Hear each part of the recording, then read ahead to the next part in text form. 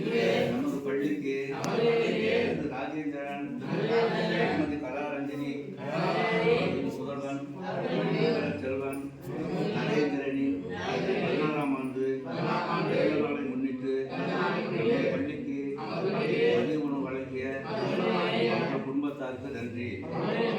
மேலும் அவர்கள் குடும்பத்தில் உள்ள அனைவருக்கும் ஆண்டவரே நீண்ட ஆயுளையும் செல்வத்தையும் ஆரோக்கியத்தையும் செய்யும் தொழில், வியாபாரம், கல்வி ஆகியவற்றில் மென்மேலும் சிறந்து விளங்க பள்ளியின் சார்பாக தெரிவிப்பதோடு முக்கியமான சேவை மென்மேலும் தொடர எல்லாம் வல்ல இறைவனை வேண்டுகிறோம்.